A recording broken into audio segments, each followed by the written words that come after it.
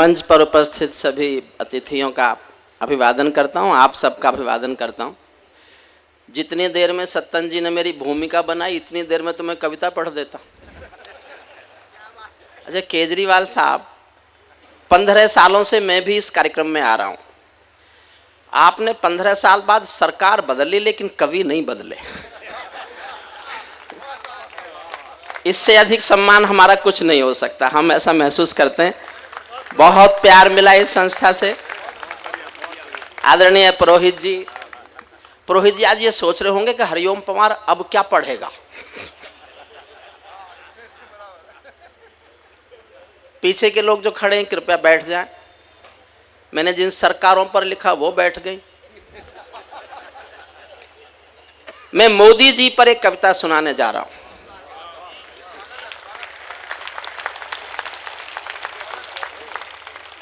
मैंने आज तक परोपकार में कभी कविता पुरानी कविता कभी नहीं सुनाई। जब भी मैं आया मैं नई कविता लेके आया, आज भी नई कविता लेके आया हूं। और पुरोहित जी आप मुझे पिछले 25 सालों से सुन रहे हैं। मैं आज भी मानता हूं और आज भी ये विश्वास व्यक्त करता हूं कि कविताएं कभी भी सरकारों का समर्थन नहीं होती। जिस दिन कविताएं सरकारों का समर्थन करेंगी उस दिन या तो कविताएं मर जाएंगी या सरकार गिर जाएंगी। मैं आदरणीय मोदी जी पर कविता सुना रहा हूं, आप आश्चर्य करेंगे मैंने एक मुश्किल काम किया है। एक शब्द उनका विरोध नहीं है और एक शब्द उनकी प्रशंसा नहीं है। और कविता में हरिओम पंवार जिंदा है, हरिओम पंवार का तेवर जिंदा है, जो आप मुझे सुनते रहे। यहां पर मन से सुनिए, हाथ खोल के बैठिए, अच्छा लगे तो समर्थन कीजिए। परोपकार का कवि सम्मेलन एक ऐतिहासिक घटना है बंबई के अंदर। जनता की पुकार भी, परोपकार भी, ये ऐसे महाउत्सव हैं जिनसे हम मराठी भाषा के अंचल में बैठे हुए हिंदी के लोग, मराठी के अंचल में बैठे हुए इतना अच्छा हिंदी के समारोह करने वाले लोग, उत्तर भारत में जहाँ की मातृभाषा हिंदी है हम इतने अच्छे समारोह नहीं कर पाते। इसलिए आपको बधाई देना चाहता हूँ, परोपकार को बधाई देना चाहता हूँ। मैं गाथा वाचन करता हूँ सिंहासन परिवर्तन की। अब बैठ जाइए सब, बस जहां भी जिसको जगह मिले वहीं बैठ जाएं। मैं गाथा वाचन करता हूं सिंहासन परिवर्तन की। अच्छे दिन बहुत मन से सुनेंगे साहब। मुझे आपने बहुत सरकारों के खिलाफ पढ़ते सुना। मैं संकट में था कि करूं क्या। नवजात शिशु पे तो हमला नहीं कर सकता,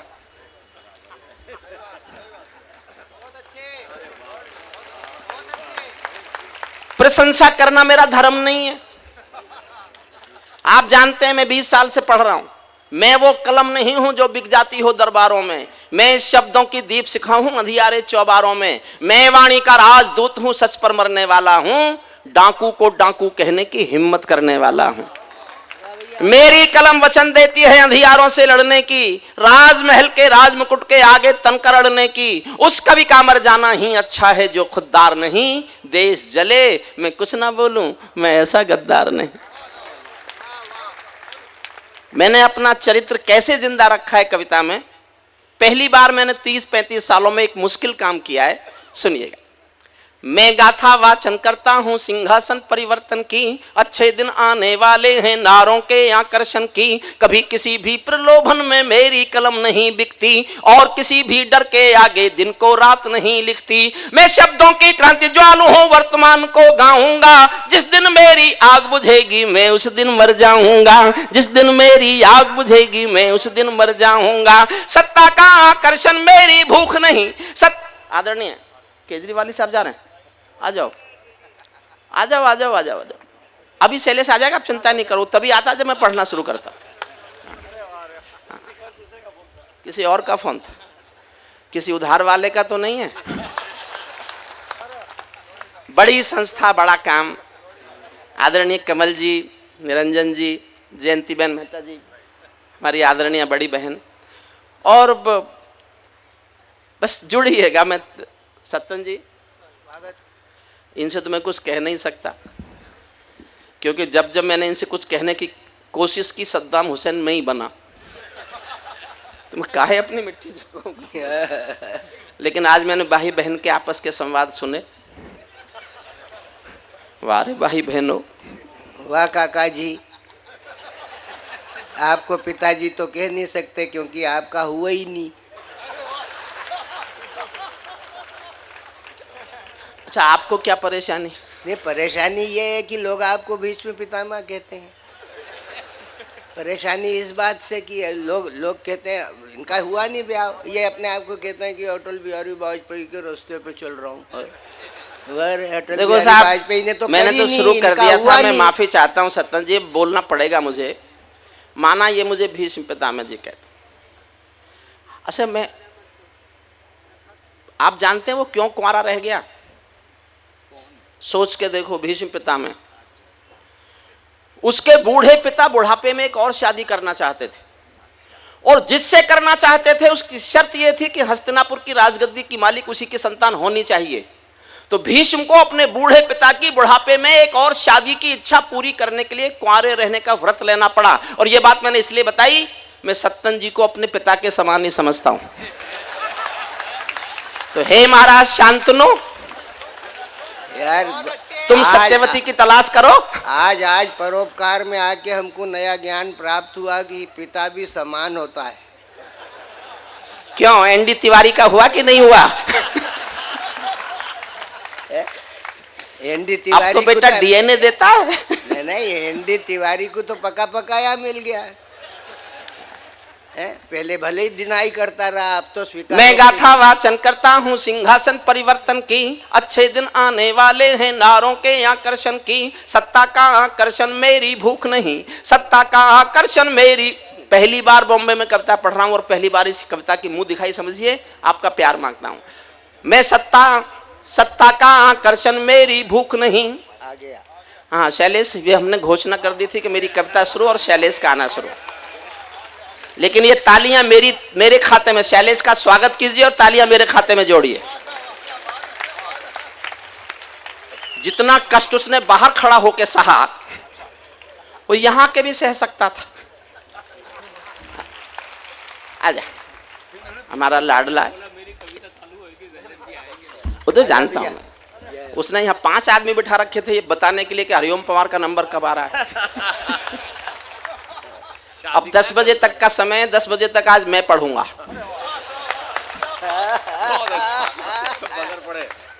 ठीक है, हंसी में कह रहा हूं, मुझे इतनी हंसी आती है, बस सत्तन जैसी नहीं आती। सत्ता का आकर्षण मेरी भूख नहीं, जुड़ना बस गंभीर होना, मैं गंभीर करना चाहता हूं, हल्के हो जाते हो आप। सत्ता का आकर्षण मेरी भूख नहीं, शाल दुशाला चंदन मेरी भूख नहीं, सरकारी अभिनंदन नहीं चुने मैंने, राजनीति के बंधन नहीं चुने मैंने, कलम सिपाही बनकर जिंदा रहता हूं, भूखे बच्चों से शर्मिंदा रहता हूं, भूखे बच्चों से शर्मिंदा रहता हूं, पगडंडी से लाल किले तक जाता हूं, झुग्गी झोपड़ियों के आंसू गाता हूं। कविता का शीर्षक पढ़ता हूं और आपको लगे कि मेरा धर्म अभी भी जिंदा है, तो पूरे सदन का मन मांगता हूं समर्थन करे। मैं कविता किस विषय में पढ़ने जा रहा हूं सुनना। पगडंडी से लाल किले तक जाता हूं, झुग्गी झोपड़ियों के आंसू गाता हूं, लेकिन दरबारों में कवि का शीश नहीं झुकने दूंगा, कविता का सिंहासन से संग्राम नहीं रुकने दूंगा, कविता का सिंहासन से संग्राम नहीं। कविता शुरू करता हूं। भारत माँ के घर में नया बसंत दिखाई देता है। पुरोहित जी, आज आप पहली बार मुझे ज्यादा प्यार करेंगे। भारत माँ के घर में नया बसंत दिखाई देता है, वंशवाद की परंपरा का अंत दिखाई देता है, वंशवाद की परंपरा का।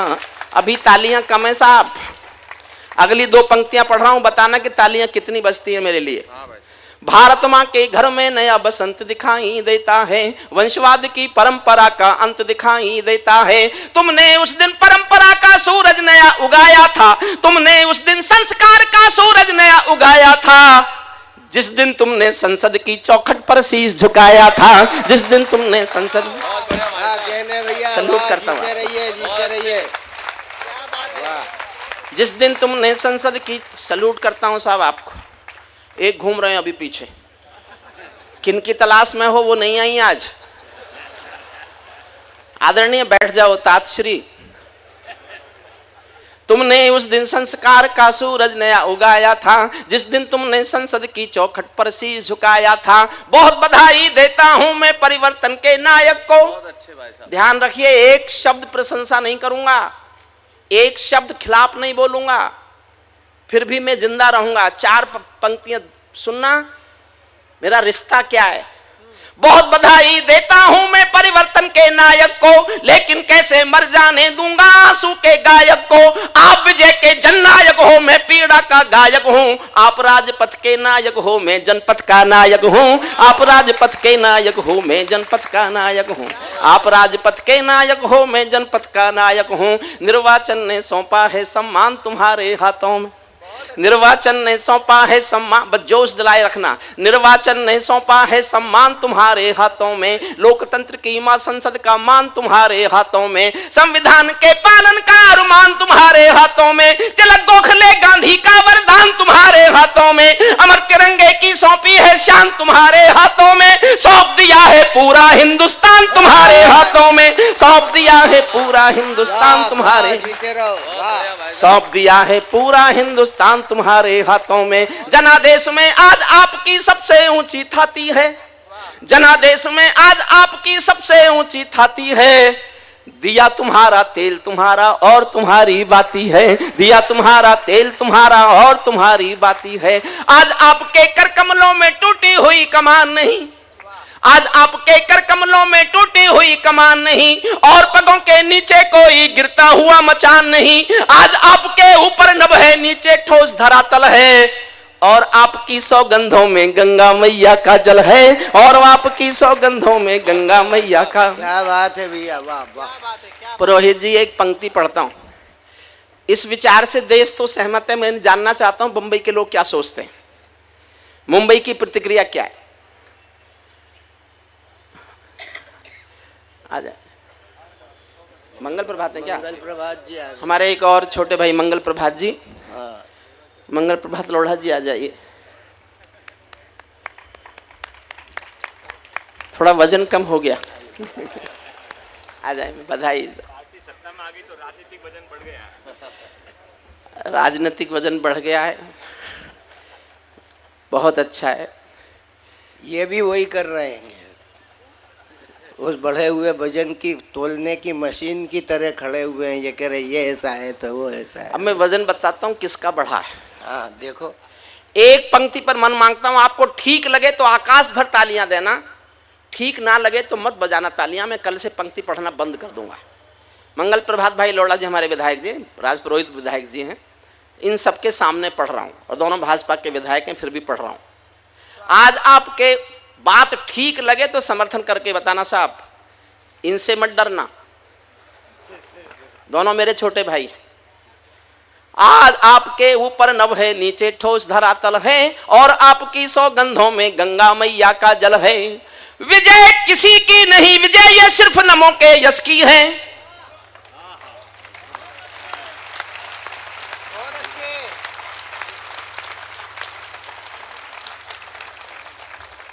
और अगली पंक्ति पर हंसना जी भर के सत्तन दादा को समर्पित करता हूँ। बड़े कवि हैं, बड़े शिल्पकार हैं, हम जैसे कवियों के लिए आदर्श पुरुष हैं। हंसी में पता नहीं क्या क्या करते रहते हैं, हमें वो भी आशीर्वादी लगता है। विजय किसी की नहीं, विजय ये सिर्फ नमों के यश की है, और पराजय गांधी जी के बंदर के अपयश की है। और पराजय गांधी जी के बंदर, और पराजय गांधी जी के बंदर के अपयश की है। 10 सालों तक बैसाखी से तारे टूटे मौन रहे, घोटालों पर घोटालों के अनबम फूटे मौन रहे। हर घटना दुर्घटना पर मौनी बाबा हो जाते थे, हनुमान चालीसा सीने पर रखकर सो जाते थे। हनुमान चालीसा सीने पर रखकर सो जाते थे। जिस ईमानदार के घर में कौल दलाली पलती हो, जिस ईमानदार के घर में कौल दलाली पलती हो, उस दब्बू ईमानदार के पाप नहीं छुपने दूंगा। कविता का सिंहासन से संग्राम नहीं रुकने दूंगा। कविता का सिंहासन से संग्राम नहीं रुकने। आज आपके रथ के सारे घोड़े हिम्मत वाले हैं। आज आपके रथ के सारे घोड़े हिम्मत वाले, कुछ साधुओं को छोड़ के। आज आपके रथ के सारे घोड़े हिम्मत वाले हैं। गायत्री के, गंगा माँ के, गैया के रखवाले हैं। भूल न जाना माँ गंगा के घाटों की पावनता को। और अगली पंक्ति शायद सिर्फ मुझसे सुनोगे। भूल न जाना माँ गंगा के घाटों की पावनता को, बूढ़ी माँ के आशीषों में छिपी हुई मानवता को वाह भाई भूल वाह। न जाना माँ वाह, गंगा के वाह। घाटों की पावनता को, बूढ़ी माँ के आशीषों में छिपी हुई पावनता को। सिंहासन का हिस्सा बांटो तुम उसको चाहो जिसको। मैंने जीवन में केवल 2 लोगों के साथ काम किया है। जेपी के साथ काम किया, जेपी जिंदाबाद के नारे लगाए, इमरजेंसी में मीसा भोगा। जेपी के आंदोलन की कोख से 2 चीज पैदा हुई, जनता पार्टी और हरिओम पंवार। जनता पार्टी का मुझे पता नहीं, हरिओम पंवार आपके सामने खड़ा है। उसके बाद मैंने योगी के साथ काम किया, जो योग का काम देश में कर रहे थे। वो जहां तक गए ये उनकी मेरी अलग राय हो सकती है, लेकिन उनके साथ मैंने काम किया। मैं जीवन में सिर्फ और सिर्फ योगी के मंच पर गया, इसलिए उनके समर्थन में बोलने का हक मांगता हूं आपसे। आपको लगे ये हक मुझे मिलना चाहिए तो प्यार करना। सिंहासन का हिस्सा बांटो तुम उसको चाहो जिसको, भूल न जाना योगी बाबा रामदेव की कोशिश को, भूल न जाना योगी बाबा रामदेव की कोशिश को। जिसके अंदर संघर्षों का एक पुरोधा बैठा है, जिसके अंदर युग परिवर्तन का एक योद्धा बैठा है, जिसने काले धन पर घर घर जाकर अलग जगाया था। बाबा ने परिवर्तन का मौसम अनुकूल बनाया था। बाबा ने कथनी करनी का भेद मिटाकर दिखा दिया। वंशवाद को राजमहल से दूर बिठाकर दिखा दिया। वंशवाद को राजमहल से दूर बिठाकर दिखा। बहुत बढ़िया। और मेरे छोटे भाई शैलेश को सौंपता हूं 2 पंक्तियां। शैलेश ही कहता है कि मैं कभी इस देश में अपनी जवानी में तालियों के बहुत ऊंचे पहाड़ और चोटियां बनाया करता था। कभी सम्मेलन को तालियों का अलंकार मैंने दिया, अपने बड़ों से सीख कर दिया। उस जवानी के एहसास को आज फिर परोपकार के मंच पर जीना चाहता हूं। 2 पंक्तियां पढ़ूंगा, आपको लगे कि मुझे वो जवानी का एहसास आप याद दिला देंगे तो जी भर के याद दिलाना सुनना। बाबा ने कथनी करनी का भेद मिटाकर दिखा दिया। वंशवाद को राजमहल से दूर बिठाकर दिखा दिया। स्वामी जी ने पतंजलि को पुनः जलाकर दिखा दिया। पेट हिलाने वाले ने सरकार हिलाकर दिखा दिया। पेट हिलाने वाले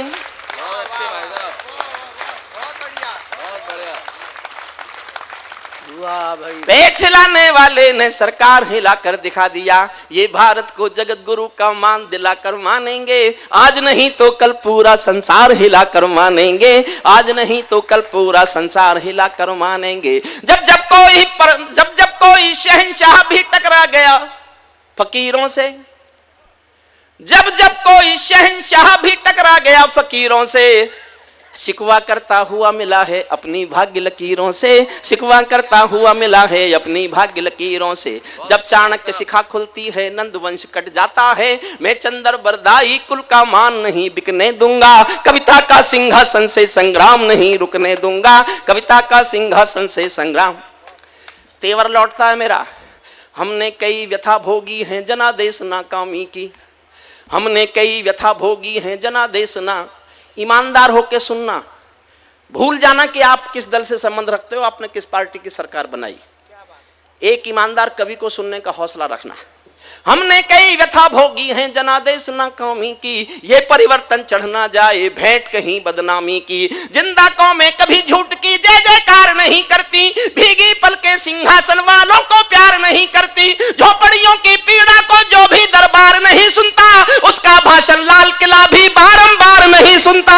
उसका भाषण लाल किला भी बारंबार नहीं, वाह वाह वाह वाह। उसका भाषण लाल किला भी बारंबार नहीं सुनता। इस सवाल का उत्तर क्या है मैं किसको समझाऊं क्या। मेरी समझ नहीं आया तो जनता को बतलाऊं क्या। सत्ताधीशों के अधरों पर पहरा क्यों हो जाता है। कभी कभी सिंहासन गूंगा बहरा क्यों हो जाता है। कभी कभी सिंहासन गूंगा बहरा। मैं चारण हूं, जो लिखा है पता नहीं क्या क्या छोड़ना पड़ा होगा, क्या क्या प्रलोभन छोड़े होंगे। ये लिखने का हौसला तब किया होगा। और मैं जानना चाहता हूं आप इस सच्चे हौसले को कितना मदद करते हो, कितना प्यार देते हो, कितना आशीर्वाद देते हो, तालियों से कितना दुलारते हो। सत्ताधीशों के अधरों पर पहरा क्यों हो जाता है। कभी कभी सिंहासन गूंगा बहरा क्यों हो जाता है। मैं चारण हूं चौराहों पर आंख लाल कर पूछूंगा। मैं चारण हूं चौराहों पर आंख लाल कर पूछूंगा। सिंहासन के गिरेबान में हाथ डाल कर पूछूंगा। जो भूखों के लिए किए हैं काम बता दो मोदी जी। काले धन के गद्दारों के नाम बता दो मोदी जी। काले धन के गद्दारों के नाम बता दो। वाह वाह। हम दुनिया के आगे कितने शर्मसार दिखते होंगे। हम दुनिया के आगे कितने शर्मसार दिखते होंगे जब संसद में दागी चेहरे बार बार दिखते होंगे, जब संसद में दागी चेहरे बार बार दिखते होंगे। संसद दागी हो तो पूरा देश कलंकित होता है, लोकतंत्र का पूरा ही परिवेश कलंकित होता है।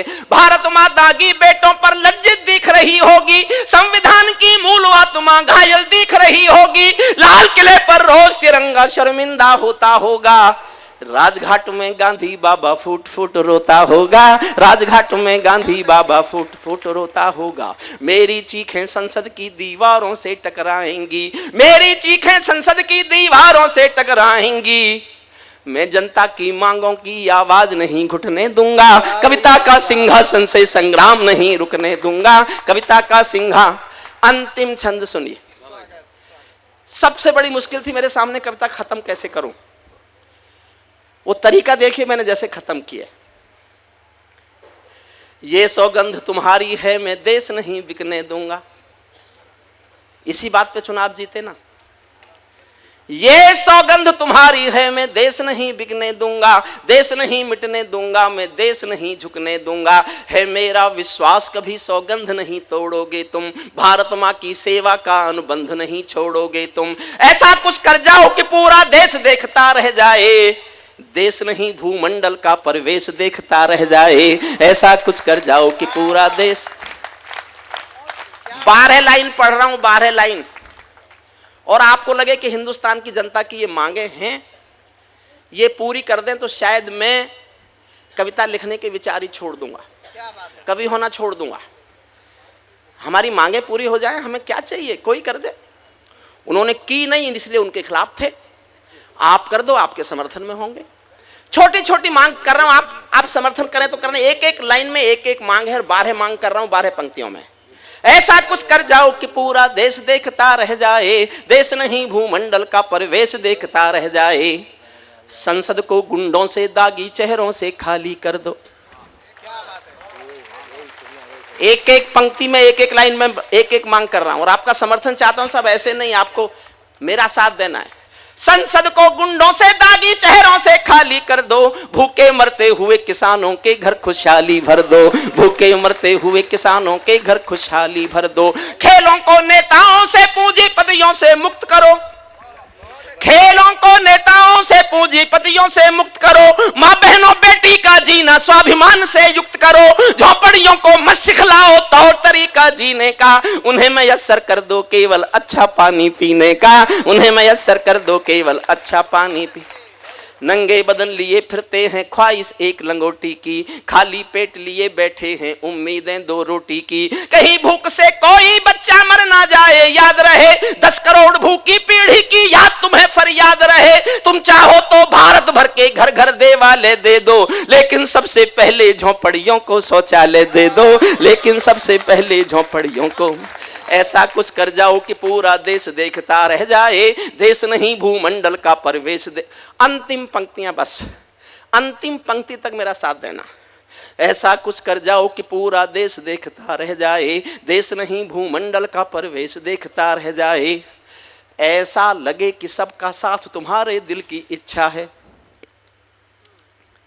एक एक लाइन सुनना। ऐसा लगे कि सबका साथ तुम्हारे दिल की इच्छा है, सामाजिक सौहार्द तुम्हारी सबसे बड़ी परीक्षा है। ऐसा लगे कि 1.25 अरब की आबादी का दमखम हो, ऐसा लगे कि भारत की सब तहजीबों का संगम हो, ऐसा लगे कि गुजराती बेटा गांधी का सपना है, ऐसा लगे कि भारत का प्रधान हमारा अपना है, ऐसा लगे कि देशद्रोहियों को तुमने ललकार दिया, ऐसा लगे कि भारत माँ का हर दुश्मन धिक्कार दिया, ऐसा लगे कि काले धन का पूरा खेल हिल गया है, ऐसा लगे कि दिल्ली को सरदार पटेल मिल गया है, ऐसा लगे कि दिल्ली को।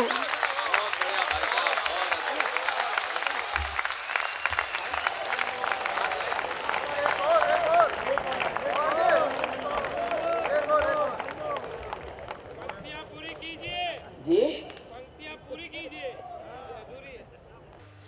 और मुझे मेरे डॉक्टर ने कह रखा है हड्डी में कोई प्रॉब्लम है, तो उसने कहा एक कविता तो खड़े होकर पढ़ो, दूसरी बैठ के पढ़ो, तीसरी भी बैठ के पढ़ो।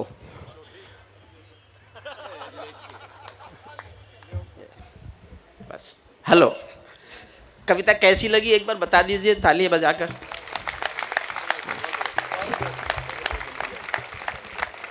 मैं 2 लाइन सुनाता हूं, 2 लाइन तय करेंगी कि इस कविता को आगे पढ़ूं कि नहीं पढ़ूं। 2 लाइन के बाद भी बैठ सकता हूं। शैलेश ने कहा था भाई साहब 2 लाइन के बाद ही बैठ जाना। मैंने कहा जनता नहीं चाहेगी तो बिल्कुल बैठ जाऊंगा, लेकिन 2 पंक्तियां 10% लोगों ने ताली बजाई तो 10% हिस्सा सुना दूंगा, 50% लोगों ने ताली बजाई तो 50% सुना दूंगा, 100% लोग ताली बजाएंगे तो कविता पूरी सुना दूंगा। लेकिन ये तय करना 2 लाइन पर, केवल 2 लाइन पर। जो हो रहा है मैं सीधे सीधे बोलना चाहता हूं। ये आप जानते हैं अभी 26 नवंबर गया है, संघर्ष विराम के उल्लंघन रोज होते हैं। मोदी जी की सरकार बनने के बाद भी 24 सैनिकों के शव उनके घर पहुंच चुके हैं। तब मैं पढ़ना चाहता हूं और आपकी राय मांगता हूं। ये पाकिस्तानी गालों पर दिल्ली के चांटे होते, ये पाकिस्तानी गालों पर दिल्ली के चांटे होते, गर हमने 2 के बदले में 20 शीश काटे होते।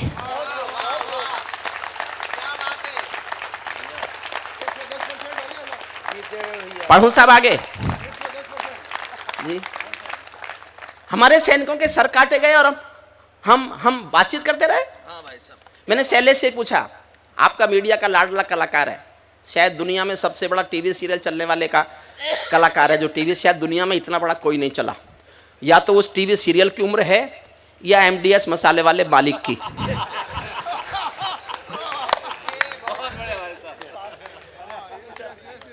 मैंने शैलेश से पूछा, मैं अपने छोटे भाई का मन इसलिए बड़ा मानता हूं कि उसने एक बड़ी बात कही।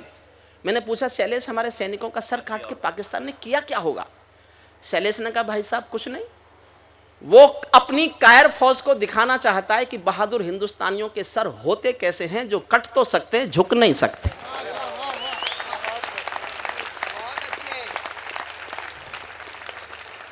सैनिकों के सर काटे गए और हम चुपचाप, सीमा पर कोई शहीद होता है। एक कवि है कुमार मनोज, मैंने कभी देखा नहीं है, मैंने कहीं से उसकी 1 लाइन सुनी, मैंने उसको फोन करके उसकी बाकी 3 लाइन पूछी। 1 पंक्ति में महाकाव्य है, 1 पंक्ति में मैं सुनाने जा रहा हूं आपको। किसी का बेटा शहीद हो गया, सीमा पर विस्फोट में मारा गया, बोटी बोटी विस्फोट में उड़ गई, उसके घर पर क्या गुजरी 4 लाइन में सुनना, और 4थी पंक्ति महाकाव्य लगे तो जी भर कर आशीर्वाद देना, उस कवि को जाए आपका आशीर्वाद। सुख भरपूर गया, सुख भरपूर गया, मांग का सिंदूर गया, नन्हे नौनिहालों की लंगोटियां चली गई, बाप की दवाई गई, भाई की पढ़ाई गई, छोटी छोटी बेटियों की चोटियां चली गई। बाप, 4थी पंक्ति सुनना साहब, बाप की दवाई गई, भाई की पढ़ाई गई, नन्ही नन्ही चोटियों की बेटियों की चोटियां चली गई। ऐसा विस्फोट हुआ जिस्म का पता ही नहीं, पूरे ही जिस्म की बोटियां चली गई। आपके लिए तो एक आदमी मरा है साहब, किंतु मेरे घर की तो रोटियां चली गई।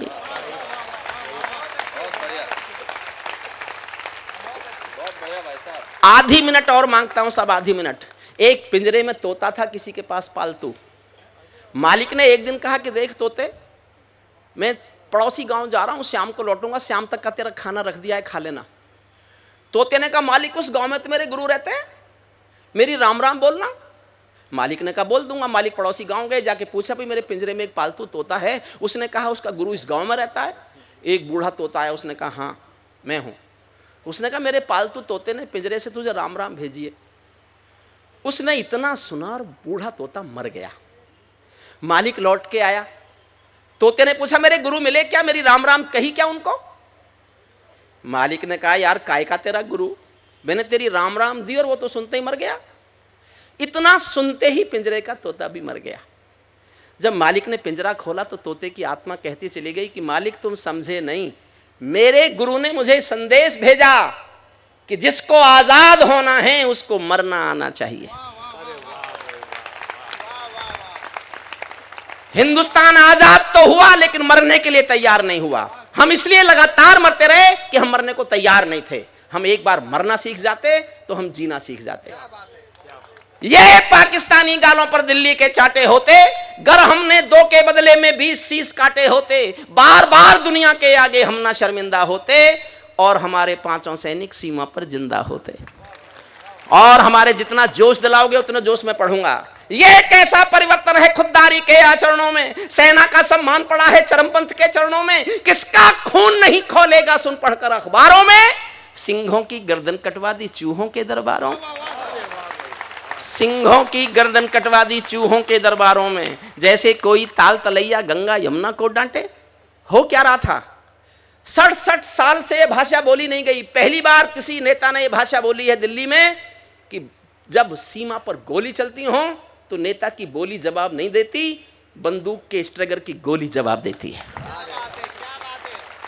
लेकिन अब तक क्या था? जैसे कोई ताल तलैया गंगा यमुना को डांटे, 4 तमंचे मार रहे थे एटम के मुंह पर चांटे। जैसे एक समंदर चुल्लू भर जल गागर से मांगे, ऐसे घुटने टेक रहा था सूरज जुगनू के आगे, ऐसे घुटने टेक रहा था सूरज जुगनू के आगे। बार बार की गद्दारी को भारत क्यों सह जाता है?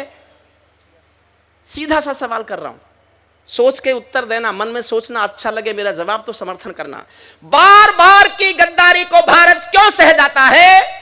ज्यादा संयम भी दुनिया में कायरता कहलाता है, ज्यादा संयम भी दुनिया में कायरता कहलाता है। हमने 67 साल खो दिए श्वेत कपोत उड़ाने में, खूनी पंजों के गिद्धों को गायत्री समझाने में। भैंस के आगे बीन बजाना बहुत हो चुका, बंद करो। खुद को बिच्छू से कटवाना बहुत हो चुका, बंद करो। नागफनी पर बेला चंपा कभी नहीं खिलने वाले, पत्थर की आंखों में आंसू कभी नहीं मिलने वाले, पत्थर की आंखों में आंसू। और समर्थन करना जोश में। बंदूकों की गोली का उत्तर सद्भाव नहीं होता, बंदूकों की गोली का उत्तर सद्भाव नहीं होता।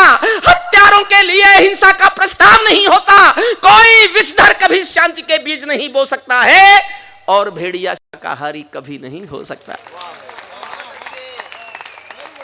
और भेड़िया शाकाहारी कभी नहीं हो सकता है। हमने 67 साल खो दिए।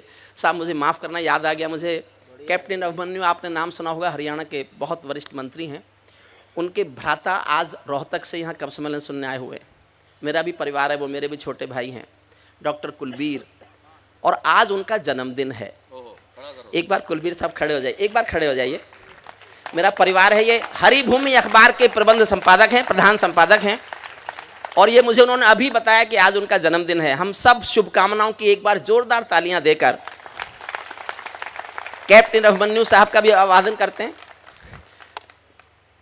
पुरोहित जी, गलती से मेरे खानदान के लोग हैं तो सब आप ही की पार्टी में, नहीं गलती से मैं नहीं हूं, बस उनके पूर्व जन्म का पुण्य है कि वो भारतीय जनता पार्टी नहीं। अब अपनी मेरे पूर्व जन्म सुधार लो। अच्छे नहीं रहे होंगे साहब, मैं क्या करूं। सुन ऐसा, इस कविता को सुन लीजिए, मुझे अच्छा लगेगा सुनाना। सुनते हैं, तुम्हें टिकट तो मिल ही गया था। ये कोई गर्वोक्ति नहीं है और ये कोई बहुत अच्छी बात भी नहीं है। टिकट मिल जाता, सांसद बन जाता तो क्या होता? वहां तो 540 है। क्या आप मुझे इतना प्यार नहीं करते कि अकेला मैं हूं?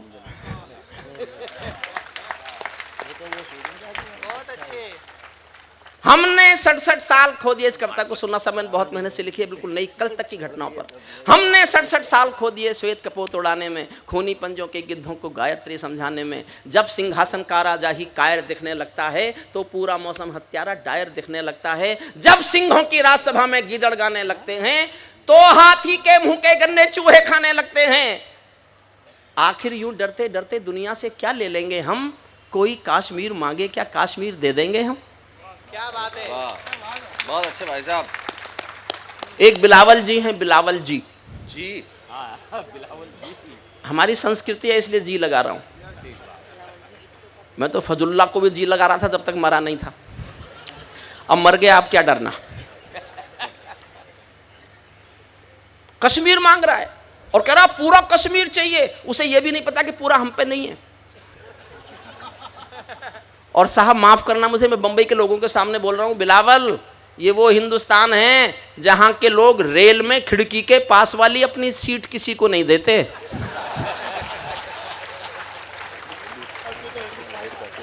वो हिंदुस्तान से कश्मीर मांग रहा है। और साहब हमारी सेना ने जम्मू कश्मीर की बाढ़ के समय जो किया, सेना को जितने सलूट किए जाए वो कम है। और ये तो उस सेना ने किया जिसको आज तक केवल गालियां और पत्थर मिले थे। बहुत अच्छे। अगर इस सेना को कभी प्यार मिला होता तो सेना ने क्या नहीं कर दिया होता। फिर भी सब कुछ वो किया जो कर सकती थी सेना। उसके बाद भी हैदराबाद का एक एमएलए 2 साल से भाषण दे रहा है कि 15 दिन के लिए सेना हटा के देख लो, 15 घंटे के लिए सेना हटा के देख लो। जब हमारी सेना वहां बाढ़ में लोगों की जान बचा रही थी मैंने उसको फोन करके पूछा कि 15 मिनट के लिए हटा लें।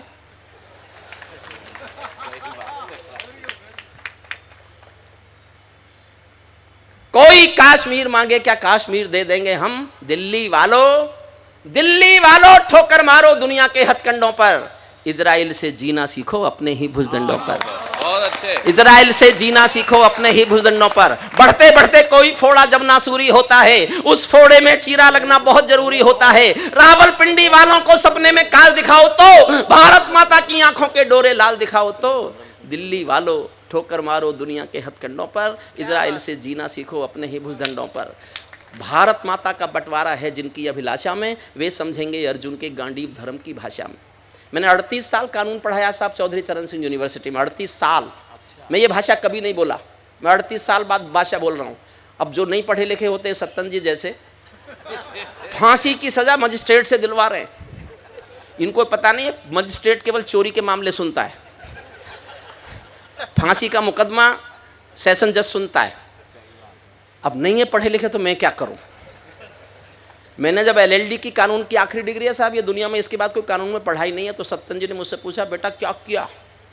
मैंने कहा दद्दू LLD की। तो मुझसे बोले तू B.Ed नहीं कर सकता था। मैंने कहा वाह सत्तन जी। अब नहीं बोलेंगे। मंजू जी के समय कितना बोल रहे थे देखा आपने। अब क्यों बोलेंगे। नहीं भैया, ऐसा है कि पढ़े लिखे और लिखे पढ़े में अंतर होता है। बहुत अंतर होता है। वो तो लोगों को महसूस हो रहा है कि तू पढ़ा लिखा है, तूने जो पढ़ा है वो लिखा हुआ था। हम जो है लिखा हुआ पढ़ते हैं, इसलिए लिखे पढ़े लोग हैं हम। तो ऐसी बातों पे ध्यान ही नहीं देते जो पढ़ी लिखी हो। आप किन बातों पर ध्यान देते हो जनता आज समझ गई। आपने बहुत ध्यान दिया जहां आपको ध्यान देना चाहिए। आपने काफी ध्यान दे लिया आज। इसमें सुनिए, अंत करता हूं कविता का, साहब सुनिएगा। फूल अमन के कभी नहीं खिलते। मैं 38 साल बाद एक भाषा बोल रहा हूं। मैं भारत सरकार के सामने एजेंडा तय करना चाहता हूं और आपका समर्थन मांगता हूं। आपको लगे कि एजेंडा तय हो जाना चाहिए। हमारे 2 युवा दोस्त बैठे विधायक हैं, उनके सामने भी अपनी बात रखता हूं। ये एजेंडा तय करें कि नहीं करें। आपको लगे कि बहुत हो गया अब हम सीधे सीधे इस एजेंडे पे आ जाएं। अगर आपको समर्थन करना है तो जी भर के करना। मैं कल दिल्ली को मजबूर करूंगा इस एजेंडे पे काम करें। फूल अमन के कभी नहीं खिलते कायर पर पार्टी में। नेहरू जी के श्वेत कबूतर मरे पड़े हैं घाटी में। दिल्ली वालों अपने मन को बुद्ध करो या क्रुद्ध करो। कश्मीर को दान करो या गद्दारों से युद्ध करो। वाह वाह वाह वाह। कश्मीर को दान करो या गद्दारों से युद्ध करो। जेल भरे क्यों बैठे हैं हम आदमखोर दरिंदों से। आजादी का दिल घायल है जिनके गोरख धंधों से। घाटी में आतंकवाद के कारक बने हुए हैं जो, बच्चों की मुस्कानों के संघारक बने हुए हैं जो, उन जहरीले नागों को भी दूध पिलाती है दिल्ली। मेहमानों जैसी बिरयानी चिकन खिलाती है दिल्ली। मेहमानों जैसी बिरयानी चिकन खिलाती है दिल्ली। बर्मा बांग्लादेश तलक सीमा पर ऐंठे रहते थे। अब से पहले की बात बता रहा हूं। बर्मा तक ने घुसपैठ की है हिंदुस्तान में, आप सोच सकते हैं। बांग्लादेश तक ने हमारे सैनिकों के सर काटे, आप सोच सकते हैं। क्या बात है। बर्मा बांग्लादेश तलक सीमा पर ऐंठे रहते थे और हमारे नेता चूड़ी पहने बैठे रहते थे। बहुत अच्छे। दिल्ली डरी डरी रहती है चीन पाक की बॉर्डर पर। सेना हाथ बांधे हाथ खड़ी रहती है किसके ऑर्डर पर। दुनिया को एहसास कराओ हम निर्णय ले सकते हैं। हम भी ईंटों का उत्तर अब पत्थर से दे सकते हैं। अब तो वक्त बदलना सीखो डरते डरते जीने का। दुनिया को एहसास कराओ 56 इंची सीने का। दुनिया को एहसास कराओ, दुनिया को एहसास कराओ 56 इंची सीने का। आंख झुकाकर नहीं मिलेगी दिल्ली अब आकाओं से। आंख मिलाकर बात करेगी दुनिया के दादाओं से। आंख उठाकर वहां चढ़ाकर बोलो रावलपिंडी से। हेमराज के कटे शीश का उत्तर मांगो पिंडी से। 4 पंक्ति पढ़ता हूं साहब, बहुत बहुत जोश मांगता हूं, प्यार मांगता हूं आपका। सैनिक अपने प्राण गंवाकर देश बड़ा कर जाता है। सैनिक अपने प्राण गंवाकर देश बड़ा कर जाता है। बलिदानों की बुनियादों पर राष्ट्र खड़ा कर जाता है। जिनको मां के बलिदानी बेटों से प्यार नहीं होगा उन्हें तिरंगे को लहराने का अधिकार नहीं होगा। उन्हें तिरंगे को लहराने का, उन्हें तिरंगे को लहराने का अधिकार नहीं होगा। सिंहासन के कश्मीर में एक विदेशी देश दिखाई देता है। कश्मीर में एक विदेशी देश दिखाई देता है। संविधान को ठुकराता परवेश दिखाई देता है। घाटी में भारत के झंडों को वो रोज जलाते हैं। सेना पर हमला करते हैं, खूनी फाग मनाते हैं। और 2 पंक्तियां फिर प्यार से सुनना और प्यार देना मुझे। हम दिल्ली की खामोशी पर शर्मिंदा रह जाते हैं।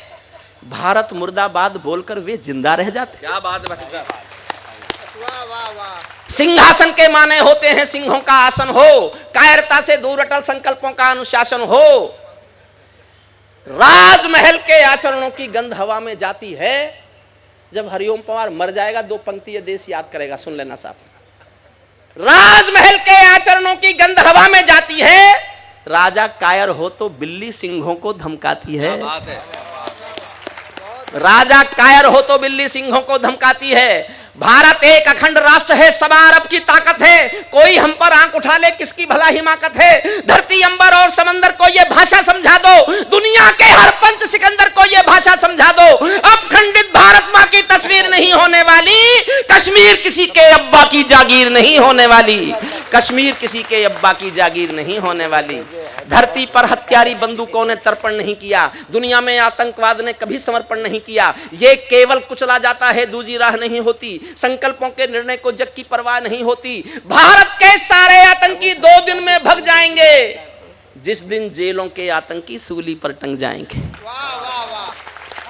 और बंबई में पढ़ रहा हूं साहब, प्यार मांगता हूं, जिस दिन भारत जेलों के आतंकी सूली पर टंग जाएंगे। नेहरू वाली राजनीति को बंद करो दिल्ली वालों, कायरता की कूटनीति को बंद करो दिल्ली वालों। चंद किराए के ये गुंडे और तमंचे पिंडी के सौदागर बनकर बैठे हैं आतंकों की मंडी के। पहले इनको संविधान की परिभाषा में समझा दो, ना समझे तो बाल ठाकरे की भाषा में समझा दो, ना समझे तो बाल ठाकरे की।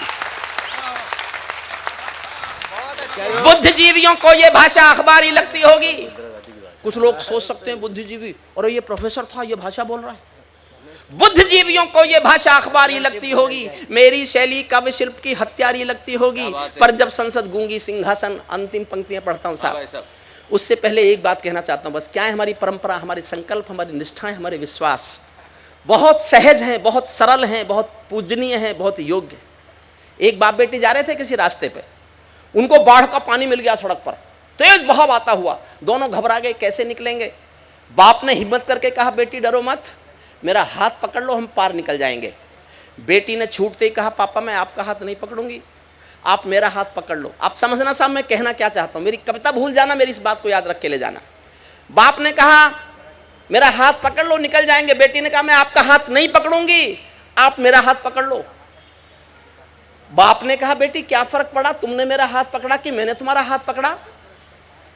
बेटी ने कहा पापा बहुत फर्क पड़ता है, किसी मजबूरी में, अपने स्वार्थ में मैं आपका हाथ छोड़ भी सकती हूं, लेकिन एक बाप अपनी बेटी का हाथ किसी हाल में कभी नहीं छोड़ेगा, इसलिए मेरा हाथ पकड़ लो। बुद्धिजीवियों को यह भाषा, समाप्त करता हूं कविता, बुद्धिजीवियों को यह भाषा अखबारी लगती होगी, मेरी शैली काव्य शिल्प की हत्यारी लगती होगी। पर जब संसद गूंगी सिंहासन बहरा हो जाता है और कलम की आजादी पर भी पहरा हो जाता है, तो अंतरा ही जाता है शब्दों की परिभाषा में, कवि को चिल्लाना पड़ता है अंगारों की भाषा में। इसीलिए मेरे चारण को कहने की मजबूरी है, जो कहना है वो अविधा में कहना बहुत जरूरी है। बार बार के समझौतों का पाप नहीं चलने देंगे, अपनी आस्तीन के अंदर सांप नहीं पलने देंगे। अब दिल्ली को दादाओं का दाव नहीं सहने देंगे, शब्दकोश में क्षमादान ही शब्द नहीं रहने देंगे, और किसी के ऊपर अपने पाप नहीं टालेंगे। हम अब दिल्ली पर उठने वाले हाथ काट डालेंगे, हम अब दिल्ली पर उठने वाले हाथ काट डालेंगे।